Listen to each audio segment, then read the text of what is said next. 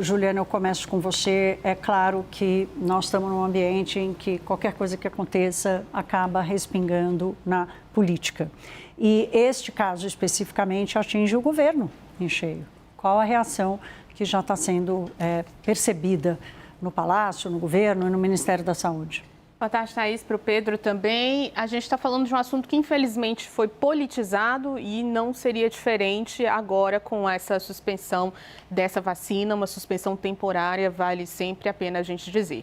Palácio do Planalto, governo Lula, já começou o monitoramento, nesse início, sendo feito ali de maneira inicial, né? Está fazendo um monitoramento da repercussão disso, mas levanta esse tema algumas preocupações que são preocupações de bastante tempo, né? Se a gente pensar em cobertura vacinal no Brasil, esses são dados do Ministério da Saúde, essa sempre foi uma preocupação, porque é uma cobertura vacinal que ela vem diminuindo ao longo dos anos e a pandemia foi ali um período em que isso caiu de maneira considerável, né? Com muitos questionamentos sendo feitos aos imunizantes e muita gente no Brasil que deixou de imunizar, inclusive crianças e adolescentes. Essa é a preocupação maior do Ministério da Saúde nesse momento. Nesse momento, inclusive, acontece uma reunião entre o Ministério da Saúde e secretarias estaduais para que tudo isso seja esclarecido, o que vai acontecer daqui para frente por parte do governo federal, o que vai ser feito, então, com essas vacinas que já foram distribuídas. E mais que isso, há uma preocupação nesse momento do governo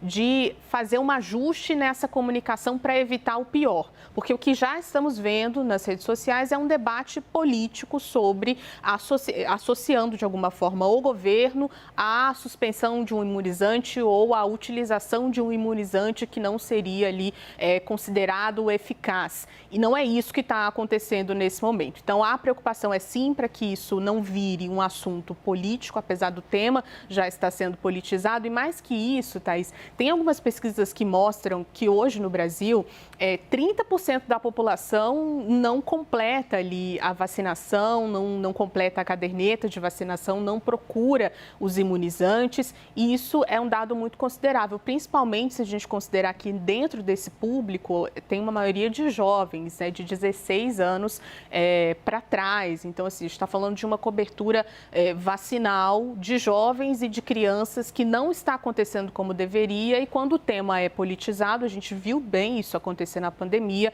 essa cobertura vacinal ela acaba piorando, né, acaba sendo reduzida. Então, nesse momento, é monitoramento e uma conversa que está sendo feita agora numa reunião entre o Ministério da Saúde e secretarias estaduais para que esse ajuste na comunicação seja feito.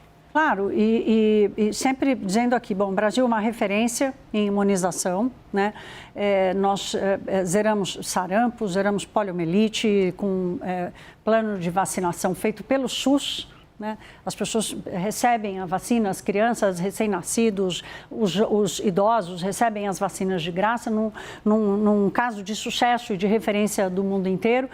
Essa politização, infelizmente, já acontece em outros países do mundo. Nos Estados Unidos, por exemplo, a queda na vacinação contra o sarampo, por exemplo, está assustadora pelos casos que estão ampliando. Então, aqui o nosso alerta é para a diferença entre a política e a saúde. Agora, Pedro, voltando para a política, nós temos que lembrar aqui, o Instituto Butantan é uma instituição do Estado de São Paulo. Portanto, essa foi uma campanha e a condução da adoção e do início da vacinação tomada entre os dois governos. É um exemplo mais cristalino de uma relação republicana entre o governador Tarcísio Gomes de Freitas e o governo federal do presidente Lula. Eles disputam algumas obras aqui em São Paulo, como o túnel Santos-Guarujá, outras obras como o trem Intercidades, ainda mais nesse período eleitoral. Mas quando se trata de vacina, essa parceria deu certo, tanto é que foi exaltada pelo ministro Alexandre Padilha nessa entrevista coletiva. Ele mencionou o governo do estado de São Paulo. Como você mencionou, Thaís, essa vacina contra a dengue, a primeira do mundo a ser disponibilizada no sistema público, ela é 100% produzida pelo Butantan, que é um patrimônio aqui do estado de São Paulo.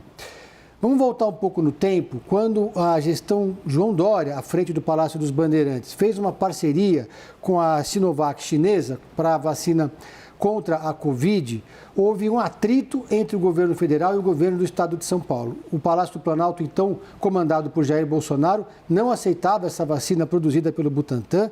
Havia uma leitura negacionista sobre a questão da Covid naquele momento e isso se tornou um cabo de guerra entre o governo de São Paulo, de João Dória, e Jair Bolsonaro.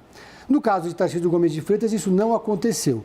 O Butantan, que é, como eu disse, um patrimônio aqui de São Paulo, produziu a vacina e quem tornou ela uma vacina nacional foi o Ministério da Saúde, colocando ela dentro da programação do SUS, esse imunizante. Então, nesse caso agora, a gente tem então um raro exemplo de parceria entre os dois entes, né? Republicano, como você disse, né? Racional. Responsável, né, para continuar compartilhando, não só entre governos, mas com a sociedade, os benefícios de casos de sucesso, que são todas as descobertas e as pesquisas do Instituto Butantan, que é uma referência para o Brasil inteiro. Fica aqui no estado de São Paulo, mas atende ao Brasil inteiro. E vamos lembrar que no governo Bolsonaro houve uma postura negacionista, tanto foi negacionista de atraso na compra de vacinas, que o Flávio Bolsonaro, seu filho e pré-candidato, passou a dizer, assumindo como uma leitura sobre que ele é diferente do pai, que ele é o Bolsonaro vacinado, né? Então, veja como esse tema continua perpassando ali a política.